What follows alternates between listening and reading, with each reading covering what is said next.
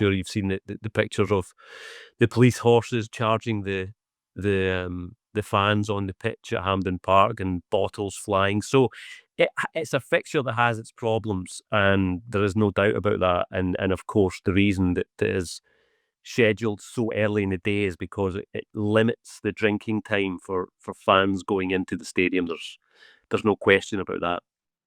Yeah, we should be clear from the outset that hooliganism was a major problem for your neighbors to the south as well, perhaps a more widespread problem, when English fans were traveling all over Europe. But it was that 1980 Scottish Cup final. Did that lead to the banning of alcohol at football stadiums, and is that still in effect? Yeah.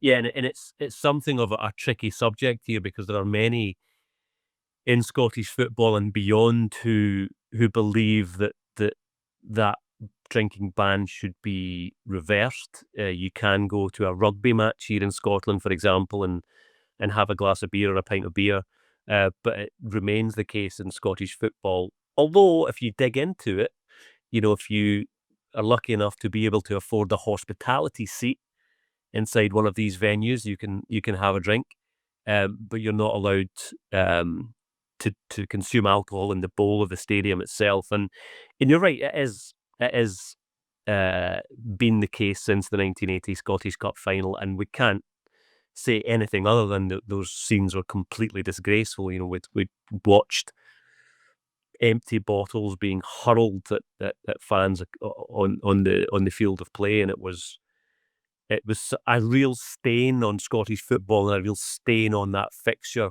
in particular. And it's something that I think Scottish football and that fixture, because of the alcohol situation, has really struggled to shrug off. So yeah, it's been a hot topic. It's something that crops up now and again, people trying to reverse that alcohol ban, but I don't think there's any likelihood of it being overturned anytime soon, I don't think. Well, to bring it back to the beginning, at least, of this rivalry as it's now known, although these clubs in the beginning didn't have as much animosity as I understand it, but at the beginning of the 20th century, I was looking for the origins of the old firm, and the best explanation I found was that it was rooted in a 1904 cartoon in a magazine or a periodical called the Scottish Referee. And the tagline was "Patronize the old firm, Rangers Celtic Limited." And it seemed to be a satire almost of the commercial opportunity that this rivalry had created in Scottish culture and in Scottish life. Yeah, I mean that the term itself, old firm, no one has ever really been able to provide definitive proof as to where that came from, and I have heard, and I think your explanation is probably the one that most people recognize. I have seen another version that says that I think in the late 1880s or early 1890s, there was a newspaper report that said that they took to the field like old firm friends, um, which doesn't really stand the test of time, I suppose, given what's happened since. But yeah, I think most people understand it to be that the firm in the commercial sense, that these two are the powerhouses of Scottish football, and because they are the powerhouses of Scottish football, the commercial revenue is something that flows through Celtic and Rangers. Like, for example, the broadcasting rights here in Scottish football are the way they are because the broadcasters want to see Celtic and Rangers. There is no doubt that they get eyes on sets and bums on seats. That they are box office in Scotland and beyond. So I think most people would understand that term "old firm" relates to the commercial side of things, although most, certainly these days, the Celtic fans are not keen on the term "old firm." Rangers seem to be happier to use that term, but Celtic, especially in the recent years, have never really wanted to be associated as being part of or one half of one whole. They really want to distance themselves from that. We can perhaps get into why later, but yeah, it's not a phrase that's going to be shrugged off easily, and it is one that is widely used. But I think you're right; it probably does stem from that the commercial angle.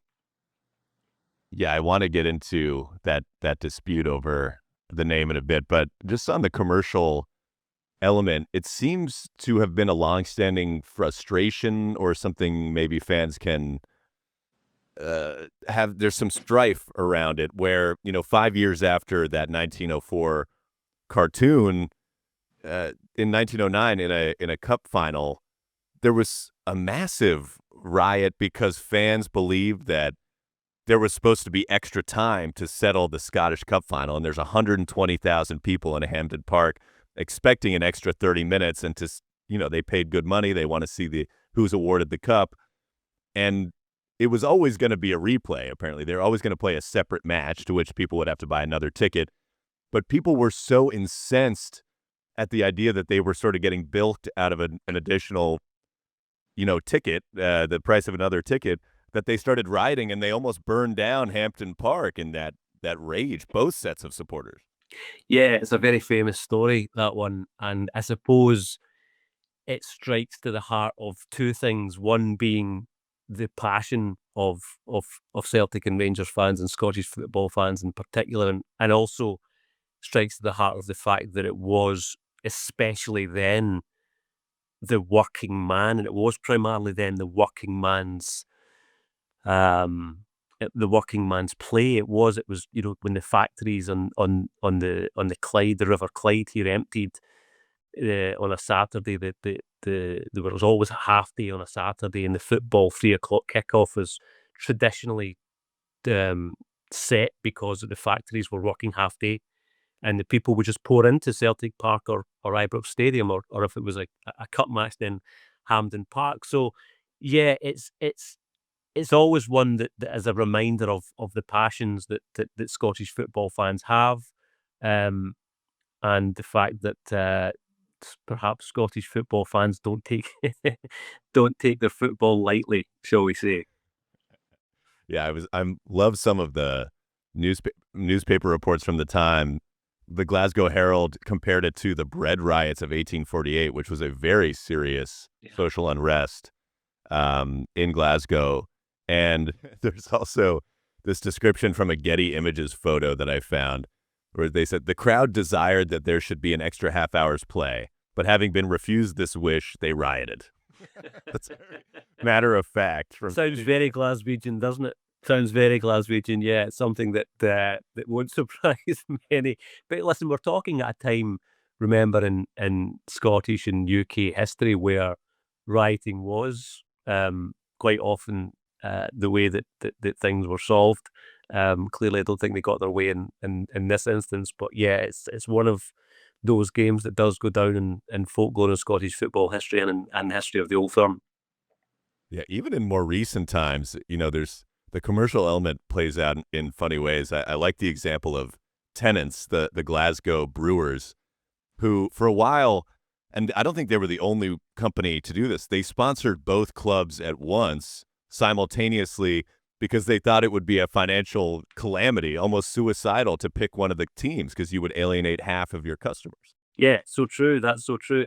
They haven't been joint sponsored, for a while. I think Tennent's perhaps actually was the last time. That used to be a double glazing firm before that. They were joint sponsors, and you're absolutely right. That's very much the reason, and I'm sure that these companies would tell you that themselves, that it would be financial suicide, especially for a Scottish firm like Tennent's, and like the glazing firm that I remember. It would have been financial suicide because Celtic and Rangers fans would have no issue in boycotting companies that sponsored their rivals and didn't sponsor them. We have had a a story in recent years where um, one of the major shareholders of Rangers owns a coach firm, Parks, and Celtic for a long, long time have used this coach firm to ferry the players back and forward to matches.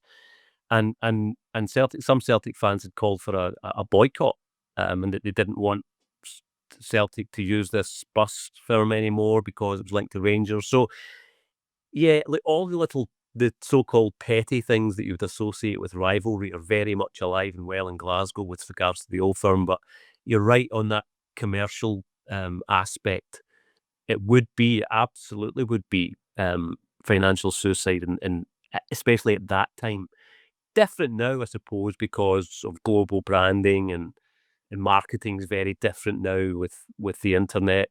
But back then, yeah, I think that was maybe late eight. In fact, I think that was 1990s, wasn't it? Even then, I think it would have been very tricky, shall we say, for a Scottish firm to associate themselves with one half of the old firm and not the other.